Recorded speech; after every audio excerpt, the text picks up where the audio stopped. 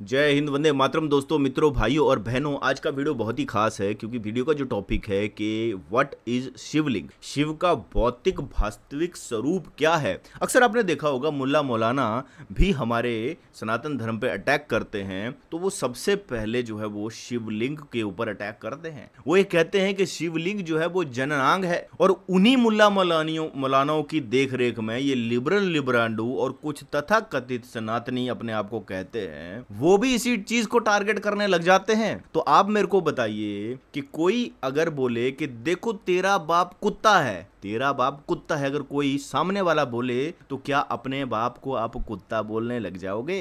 तो भैया आपको समझने की जरूरत है। आजकल जितने भी मंदिर हैं या सनातन संस्कृति की जो पहचान हमें मिलती है, जब भी कहीं खुदाई होती है तो वहां पर मूर्तियां मिलती हैं। मेरा ये पॉइंट है कि अगर वो मूर्तियां सनातन नहीं बनाता होता तो सनातन की पहचान किताबों से होती। किताबें तो नष्ट हो जाती हैं, किताबें क्या रह सकती हैं कभी चिरकाल के लिए, लेकिन ये पत्थर की बनाई हुई मूर्तियां चीख चीख कर कहती हैं कि आज से 5000 साल पहले जिस सनातन संस्कृति हुआ करती थी, आज से 10,000 साल पहले सनातन संस्कृति हुआ करती थी, क्योंकि उनकी कार्बन डेटिंग निकाली जा सकती है। किताबों के पन्नों की कार्बन डेटिंग निकाली जा सकती है क्या? नहीं निकाली जा सकती दोस्तों। तो ये तथाकथित लोग हैं जो सनातन को बदनाम करते हैं और कहते हैं कि भैया हम सत्य के खोज कर रहे हैं। ऐसे खोज करोगे सत्य की? देखिए, वीडियो मैं लगाता हूं और इसके ऊपर टिप्पणियां बहुत बढ़िया होंगी, वीडियो बहुत ही मजेदार है। तो ये वीडियो देखते हैं। वीडियो लेकर आया हूं मैं आपके लिए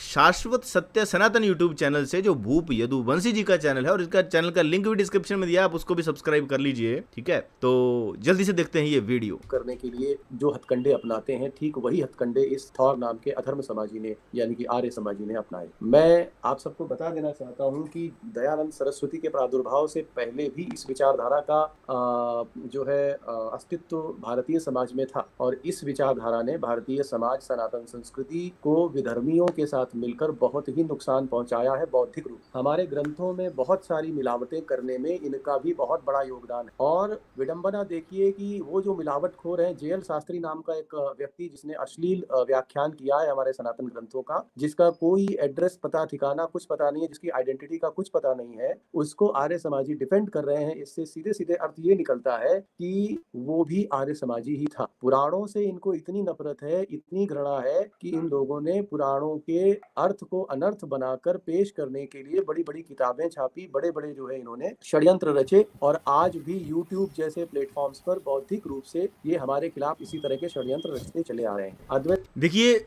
यहाँ पर जो इन्होंने बातें कही बिल्कुल ठीक है कि मिलावट करी है। जेएल शास्त्री जैसे बंदे, पता नहीं कौन है वो, उन्होंने बहुत ही भद्दी ट्रांसलेशन करी है पुराणों की। शिवलिंग, जिसको लिंग को चिन्ह बोला जाता है, उन्होंने उसको इन्होंने जननांग बना दिया। और जैसे कि मैंने बताया कि मुल्ला मौलाना भी टारगेट करते हैं और ये भी टारगेट करते हैं। तो यहाँ पर मैं ये बोलना चाहूंगा कि देखिए, पूरे के पूरे आप आर्य समाज को टारगेट नहीं कर सकते हो। हालांकि दयानंद सरस्वती जी ने लिखा है कि मूर्ति पूजा करने वाले पापी हैं। तो मैं ये कहना चाहता हूं कि अगर मैं मूर्ति पूजा करता हूं लेकिन मैंने जीवन में कभी भी किसी का दिल नहीं दुखाया, कभी कोई गलत काम नहीं करा, मैंने दीन दुखियों की हेल्प की, मैंने हर उस शख्स की हेल्प करी जो मुझे लगता है कि समाज में इसकी हेल्प करनी चाहिए, या मैंने कभी सपोज अपनी जीविका भी मैं जी रहा हूं लेकिन मैंने कभी किसी को गलत, कभी मैंने टेररिस्ट अटैक नहीं करा किसी के ऊपर, जैसे ये बम बांध के उड़ जाते हैं, ठीक है तो हमने कभी ऐसी चीजें नहीं करी हैं। तो क्या अगर मैं मूर्ति पूजा करता हूं, मूर्ति पूजा क्या होती है कि मैंने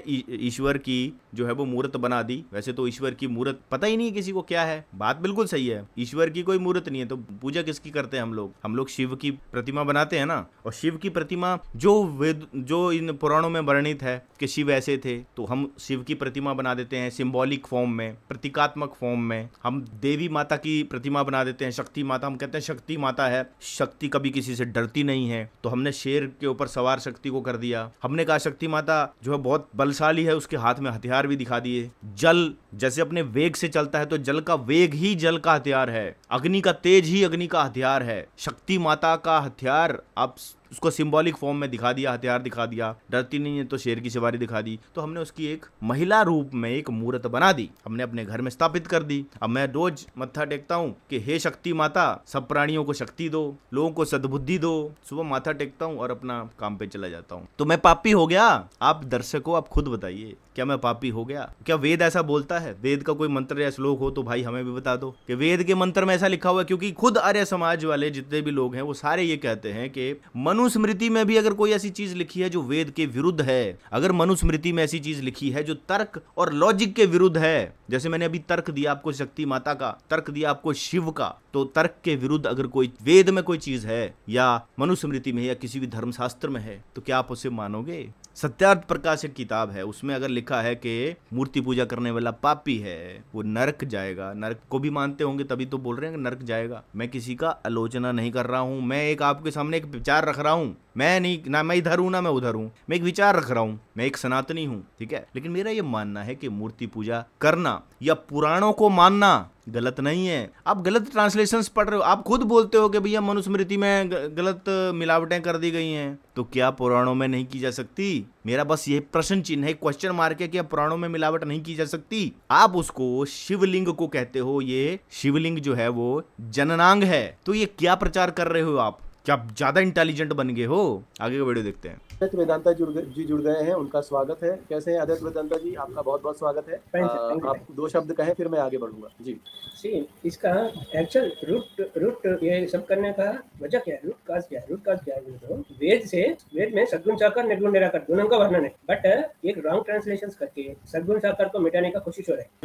रूट ये सब करने का वजह क्या है? रूट काज क्या है? तो वेद में सद्गुण साकार निर्गुण निराकार दोनों का वर्णन है, बट एक रॉन्ग ट्रांसलेशन करके सद्गुण साकार को मिटाने का कोशिश हो रहा है। समझ रहे मैं क्या बोल रहा हूँ? क्योंकि एज लॉन्ग एज सद्गुण साकार है तो मूर्ति पूजा रहेगा। निर्गुण निराकार को पूजा हम पूजा नहीं कर सकते ना, सद्गुण साकार को ही पूजा कर सकते। सही है। निर्गुण निराकार बोले तो वो साक्षी है, वो कुछ नहीं कर सकता, वो जस्ट ए विटनेस, वो साक्षी है। वो कुछ करना बोले तो वो सद्गुण साकार बनना ही पड़ेगा। जी हाँ। तो मैंने इसलिए सद्गुण साकार को वेद से मिटाने की कोशिश हो रही। पुराण में तो मिटा नहीं सकते, पुराण में बरबर के सद्गुण साकार सद्गुण निर्गुण निराकार भी है पुराण में जी। हम हिंदुइज्म का कोई भी स्क्रिप्चर पढ़े, पुराण पढ़े, इतिहास पढ़े, इन द सेंस वेद पढ़े, उपनिषद पढ़े, सब में सद्गुण साकार और निर्गुण निराकार दोनों का है। वेद में नारद से प्रतिमा से कोट करते हैं, ओके, इन लोगों को गलत इंटरप्रिटेशन करके उसको मूर्ति नहीं है बोल, बट सेम वेद में 700 से प्रतिमा से बोल के भी आया ना, बोले थे 1000 प्रतिमा, 1000 बोले तो वो इन्फिनिट लेना चाहिए वहाँ पे, बट 700 से प्रतिमा ये इसका भी शब्द है ना वेद में, ये क्यों नहीं लेते? नारद से प्रतिमा से कोट करते, क्योंकि नॉर्मल हिंदुइज्म में हम लोग गलती क्या करें, it is not a war between scholars. समझो एक बात, एक बार फिर से सुनते हैं, ये बहुत ही इंपॉर्टेंट इन्होंने बात कही है, ये बहुत ही इंपॉर्टेंट बात है। दोनों का है। वेद में नारद से प्रतिमा से कोट करते हैं, ओके, इन लोगों को गलत इंटरप्रिटेशन करके उसको मूर्ति नहीं है बोल, बट सेम वेद में 700 से प्रतिमा से बोल के भी आया ना, बोले थे 1000 प्रतिमा, 1000 बोले तो वो इन्फिनिट लेना चाहिए वहाँ पे, बट 700 से प्रतिमा ये इसका भी शब्द है ना वेद में, ये क्यों नहीं लेते? नारद से प्रतिमा से कोट करते, क्योंकि नॉर्मल हिंदुइज्म में हम लोग गलती क्या करें। अभी इन्होंने इतना फास्ट बोल दिया कि हमको थोड़ा समझ में नहीं आया। इन्होंने कुछ बोला कि वेद में मत्स्य प्रतिमा अस्थि के साथ में कुछ उन्होंने कोट किया, मुझे उसका एग्जैक्ट नहीं है, फिर से सुनते हैं, थोड़ा स्लो मोशन में सुनते हैं, शायद स्लो मोशन में समझ में आ जाए कि यही होता है ना, रेफरेंस जब आप नहीं देते हो ना तो जनता को फिर वो थोड़ा, वो साक्षी है, वो कुछ करना बोले तो सद्गुण साकार बनना ही पड़ेगा। जी हाँ। तो मैंने इसलिए सद्गुण साकार को वेद से मिटाने की कोशिश हो रही। पुराण में तो मिटा नहीं सकते, पुराण में बरबर के सद्गुण साकार सद्गुण निर्गुण निराकार भी है पुराण में जी। हम हिंदुइज्म का कोई भी स्क्रिप्चर पढ़े, पुराण पढ़े, इतिहास पढ़े, इन द सेंस वेद पढ़े, उपनिषद पढ़े, सब में सद्गुण साकार और निर्गुण निराकार दोनों का है। वेद में नारद से प्रतिमा से कोट करते हैं, ओके, इन लोगों को गलत इंटरप्रिटेशन करके उसको मूर्ति नहीं है बोल, बट सेम वेद में 700 से प्रतिमा से बोल के भी आया ना, बोले थे 1000 प्रतिमा, 1000 बोले तो वो इन्फिनिट लेना चाहिए वहाँ पे, बट 700 से प्रतिमा ये इसका भी शब्द है ना वेद में, ये क्यों नहीं लेते? नाट्य से जी। प्रतिमा से कोट करते, क्योंकि नॉर्मल सी हिंदुइज्म में हम लोग गलती क्या करें, it is not a war between scholars. समझो एक बात, it is not a war between scholars of Hinduism and scholars of Islam, it is a war between common people who don't know about religion, who don't know about spirituality. उन लोगों को target करते हैं लोग। सी, जब कभी भी मुस्लिम है ना, ये लोग डिबेट किससे करना चाहते हैं, जैसे श्री रविशंकर को क्यों चैलेंज किया जाकिर नाइक ने, सदगुरु को क्यों चैलेंज किया, क्योंकि सदगुरु शिक्षक नहीं पढ़ा, उसको पता है, इसलिए चैलेंज किया। लोग वैसे इन लोगों से चैलेंज करते हैं। सी सपोज फॉर एग्जांपल आप पुराण पढ़े हैं, आपको आपको चैलेंज नहीं करते, बट जो भी पुराण नहीं पढ़ा उसको पता लगा, उसको पुराण के ऊपर चैलेंज करते। सपोज कोई भी वेद नहीं पढ़ा, उसको पता लगा तो वो वेद के ऊपर डिबेट करेंगे बोल के चैलेंज करता। वैसा मुस्लिम से ना कभी भी जो लोग नहीं जानते उसको ही टारगेट करते हैं। तो यहाँ पर ये जो अद्वैत है, इन्होंने कहा कि जो ये लोग हैं, अक्सर जो मुसलमान लोग हैं या जो लोग अपने आप को कहते हैं कि हम सिर्फ वेदों को मानते हैं और हम वो नतस्य प्रतिमा अस्थि को बड़ा प्रमोट करते हैं, कहते हैं वो लोग उन लोगों को टारगेट करते हैं जिनको पता ही नहीं है। जो पौराणिक लोग, बहुत सारे मैक्सिमम हिंदू मैं बता रहा हूँ कि उनको अपने शास्त्रों का नहीं पता है। वो सिर्फ इसलिए फॉलो करते हैं क्योंकि उनके बाप दादा फॉलो करते थे, इसलिए फॉलो करते हैं, पर वो पढ़कर फॉलो नहीं करते। हम जैसे सनातनी जो हैं वो समझकर पढ़कर फॉलो करने वाले लोग हैं, वो नहीं समझते हैं। हम तो बचपन से पूछते थे ये विष्णु भगवान की मूर्ति का क्या मतलब है, ये माता की मूर्ति का क्या मतलब है, ये शिव की मूर्ति का क्या मतलब है। हम तो पूछते थे अपने बड़े बूढ़ों से, तो वो हमें एक्सप्लेन करते थे।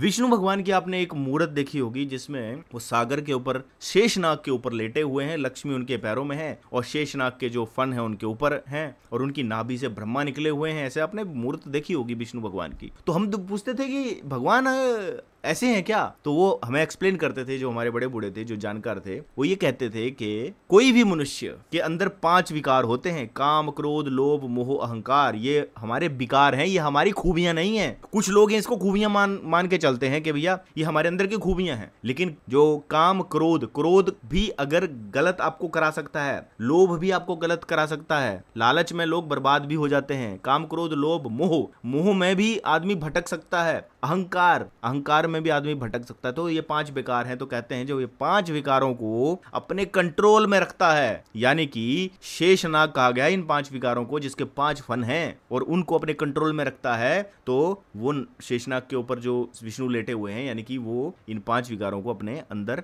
जो है वो कंट्रोल रखते हैं। उससे क्या होता है, जब आप ऐसा करते हो तो आपके जो लक्ष्मी क्या होती है, समृद्धि, लक्ष्मी कोई स्त्री नहीं है। समझो बात को, जैसी महिला है वैसी नहीं है, लेकिन उसे महिला रूप में दिखाया गया है, क्योंकि हमारे सनातन धर्म में सबकी इंपॉर्टेंस है। पुरुष प्रधान समाज नहीं है सनातन धर्म, तो यहाँ पर महिला की भी इंपॉर्टेंस बताई गई है कि अगर आप इस चीज को करते हो तो आपको पैसे के पीछे भागने की जरूरत नहीं है, लक्ष्मी आपके पास खुद ब खुद चली आएगी। ठीक है, लक्ष्मी पांव दबा रही है विष्णु भगवान के, ये बताया गया उसमें। और ऐसे अगर कोई स्थिति होती है तो वो जो शख्स है वो आनंद सागर में वास करने लग जाता है। आनंद की सीमाओं, आनंद जो है ना, उसकी डेफिनेशन समझने की जरूरत है। तो वो उस मूर्त का मतलब था, ये हमने सीखा था। शक्ति माता का तो मैंने आपको बता ही दिया, शिव का बताया, शिव की जटाएं, ये जितने भी पहाड़ियां हैं ना धरती के ऊपर, ये शिव की जटाएं हैं। इन जटाओं से पानी निकलता है, गंगा निकलती है, और पहाड़ियों पे सांप जो है वो उन जंगली जीवों का प्रतीक है जो पहाड़ों में बसते हैं। तो जब आप पहाड़ों को तोड़ते हो ना वहां सड़कें बना के, तो फिर जब शिव का तांडव होता है, देखा ना भी बारिश हुई तो शिव का तांडव हुआ, उसी तांडव को स्त्री रूप में, काली माता के रूप में भी प्रोजेक्ट किया गया, जिसको ये कहा गया है कि माता गुस्से में आती है तो वो विकराल रूप दे लेती है। फिर ये नहीं देखती कि सामने कौन है, पेड़ है, पहाड़ है। जब पानी का अपना वेग होता है ना, जो काली माता जो हमारे शास्त्रों में बताई गई है ना, वो ये जब आप प्रकृति के साथ छेड़खानी करते हो तो प्रकृति अपना कोप करती है, और फिर वो जो शिव है, हम बोलते हैं शिव पहाड़ हैं, जो शिव जी हैं, उसको शिव बोला गया है। चांद दिखता है ना, देखो ऊपर आसमान में होता है चांद, तो उनको ऐसे फोटो वैसा बना दिया गया है शिव का कि भैया शिव ऐसे हैं। तो उसको हमने फिजिकल जो वर्ल्ड है, ये हमारा, इसको बताया, प्रकृति को, जो हमारा पूरा का पूरा एनवायरनमेंट है, उसको हम लोग वो प्रतीकात्मक रूप में शिव बताते हैं। तो जब पानी का वेग आता है ना, वो पहाड़ों को भी बहा के ले जाता है। तो बताया ना, जब शिव आते हैं तो जो माता है वो पाँव के नीचे शिव के ऊपर पाँव रख देती है। फिर कोई बताता है नहीं ये तो शिव है, तो फिर धीरे धीरे करके उनका क्रोध शांत होता है। तो ये चीजें सिंबॉलिक रूप में है, इसको समझने की जरूरत है। और जैसे इन्होंने कहा कि वेदों में नतस्य प्रतिमा अस्थि ही नहीं है, वहां पर साकार प्रतिमा अस्थि भी लिखा हुआ है, ठीक है। तो बहुत सारी चीजें हैं जिसको समझने की जरूरत है, और मैं रेफरेंस भी इसका जरूर ढूंढूंगा। अभी तो मैं वीडियो देख रहा हूं तो इससे मुझे थोड़ा सा एक क्लू मिल रहा है, इसका रेफरेंस भी ढूंढेंगे और इसको भी अपने चैनल के माध्यम से आपको दिखाने की कोशिश करूंगा। जी अजय जी, सद्गुण बिल्कुल साकार आप को सही कह रहे हैं। मुझे बड़ा आश्चर्य हुआ कि जेएल शास्त्री जिसकी कोई आइडेंटिफिकेशन का कोई पुख्ता प्रमाण नहीं है, मैं दावे के साथ कह सकता हूं कि वो आर्य समाजी है, क्योंकि जेएल शास्त्री को जैसे ही क्रिटिसाइज किया गया, उसके ट्रांसलेशंस को जैसे ही नकारा गया हम लोगों की तरफ से, ये आर्य समाजी उठ के खड़ा हो गया उसके जो है ट्रांसलेशंस को डिफेंड करने के लिए। और मैंने पहले भी कहा था कि आर्य समाजी में से कुछ आपके साथ मिलकर काम करते हैं और टेलीग्राम ग्रुप्स बनाते हैं, और वहां पर जो है भोले भाले जिनको ग्रंथों का ज्ञान नहीं है उनको पुराणों के बारे में अलग तरह से बताकर, ये कहकर कि पुराण तो डिफेंड नहीं किए जा सकते, उनको आर्य समाज में शामिल करने की कोशिश करते हैं। ये मुसलमानों से ज्यादा तबलीग कर रहे हैं, भारतीय समाज को पूरी तरह से, हमारी संस्कृति को नष्ट करने का पूरा प्रयास कर रहे हैं। इनके दिलों में इतना जहर आता कहाँ से है, मैं तो सोच के हैरान हूँ। मैं उसकी स्ट्रीम के कुछ वक्तव्य बताकर जो है मैं पहले इसका खंडन शुरू करता हूँ, उसके बाद आगे की बात करेंगे। अद्वैत देखिए तो पॉइंट ऐड करता हूँ, फिर मैं बोल जाऊंगा, एक पॉइंट ऐड करता हूँ, बाद में आप एक्सप्लेन करेंगे। पॉइंट क्या है, ये आर्य समाज को किसने क्रिएट, इसका पीछे कांग्रेस और मुस्लिम दोनों है, समझ रहे। खेल 1947 में ये लोग ब्लंडर किया, 1947 में हिंदुओं का अलग राष्ट्र, मुसलमानों का अलग राष्ट्र कर दिया तो ये प्रॉब्लम नहीं रहता। बट व्हेन ये लोग पॉलिटिक्स करके एक सेक्युलर गांधी का आइडियोलॉजी हिंदुओं के ऊपर थोपने के लिए, हमेशा के लिए कांग्रेस पावर में रहने के लिए ये लोग सेक्युलर कंट्री क्रिएट किया। बट इस्लाम कभी भी सेक्युलर नहीं हो सकता, इन लोगों को मालूम है। इसलिए हिंदुइज्म को डिस्ट्रॉय करना ही कांग्रेस का मकसद है। अदरवाइज हिंदुइज्म को डिस्ट्रॉय नहीं किया ना, गांधी का ये फ्रॉड है ना, 1947 का गांधी और कांग्रेस का फ्रॉड है ना, ये फ्रॉड बाहर आ जाएगा। इसको दबाने के लिए आर्य समाज को क्रिएट किया, मुसलमान और कांग्रेस ने मिलकर क्रिएट किया। यहाँ पर ये बहुत बड़ी बात बोल रहे हैं भैया, ये छोटी बात नहीं है, इन्होंने बहुत बड़ा क्लेम कर दिया है। ये कहते हैं कि हिंदुओं को, सनातन धर्म को जो है वो खत्म करने के लिए ही आर्य समाज का क्रिएशन किया गया, ये ऐसा इनका कहना है। ये बहुत बड़ा क्लेम है, छोटा क्लेम नहीं है ये, क्योंकि अगर ये प्रोपोगंडा है, अगर ये मुझे नहीं पता, मैं खुद खोजबीन कर रहा हूं, मुझे नहीं पता कि आप देखिए हमारे देश में 95% जितने भी हिंदू हैं वो मंदिरों में जाते हैं, और मंदिर में जाएंगे तो वहां पर मूर्तियां भी होंगी, और मूर्तियां होंगी तो वो पुराणों से ही संबंधित होंगी। और मैंने ये भी सुना है, जो जानकार थे हमारे बचपन में, मुझे बड़ा सौभाग्य प्राप्त हुआ कि एक बहुत ही वेदों के स्कॉलर थे, तो उनसे मुझे काफ़ी चीज़ें जो आज मैं बोल पाता हूँ सनातन के बारे में, वो सारी बातें मैंने उन्हीं से सीखी हैं। वो बड़े जानकार थे वो, क्योंकि जब मैं छोटा था तो उनकी एज जो थी 80 के आसपास थी। जब मैं छोटा था 12 या 13 साल का होता था तो उनकी उम्र 80 साल के आसपास थी। लेकिन वो जो शख्स थे वो वेदों के बहुत बड़े जानकार थे, और उन्होंने मुझे काफ़ी सनातन शास्त्रों के बारे में बताया था। कहा था वेदों के ज्ञान को आसान भाषा में लोगों को समझाने के लिए ही पुराणों की रचना की गई है। मुझे ये बात उन्होंने बताई थी और मुझे आज तक ये चीज़ें याद हैं। तो कहा गया कि पुराणों में आसान भाषा से एक्सप्लेन करने किया गया है वेदों के ज्ञान को। तो फिर अगर वाकई में ऐसा किया गया है तो फिर जो करने वाला है शख्स, उसको तो पता था ना कि ये जो ज्ञान है, और पुराणों में भी वेदों के रेफरेंस मिलते हैं, तो यानी कि दोनों का लिंक है भाई। आप इसको नकार नहीं सकते हो। आगे वीडियो देखते हैं। ये सद्गुण साकार का मिटाने के लिए, मूर्ति पूजा को मिटाने के लिए, ये टेम्पल्स को डिस्ट्रॉय करने के लिए इसको क्रिएट किया गया। मैं एक बात बोलता हूँ, बिल्कुल आपकी बात में दम है, मैं इसको सही मानता हूँ। और इसके पीछे का कारण यह है कि आर्य समाज का चरित्र जो है बहुत ही संदेहास्पद है। इसमें सिर्फ इनमें 3 धड़े हैं। एक जो तबलीग करने के लिए ये दिखाने की कोशिश करते हैं कि हम भारतीय समाज के साथ और सनातनियों के साथ हैं, और अंदर अंदर हमारे दिमागों में जहर भरते हैं मूर्ति पूजा के खिलाफ भोले भाले लोगों। एक जो खुलकर इस मूर्ति पूजा का विरोध करते हैं, पुराणों का विरोध करते हैं, पुराणों का अपमान करते हैं, ब्रह्मा विष्णु महेश का अपमान करते हैं, उनसे संबंधित प्रतीकों का अपमान। तो ये 2 तरह के तो ये हो गए। तीसरे वाले ऐसे हैं जो छद्म हैं, वो अपने आप को आर्य समाजी नहीं कहते हैं, लेकिन हमारे बीच में रहते हैं और धीरे धीरे हमारे ग्रंथों को और हमको जो है कहीं ना कहीं ये लोग जो है नुकसान नुकसान पहुंचाने की कोशिश करते हैं ताकि हम भ्रमित हो जाएं। हमको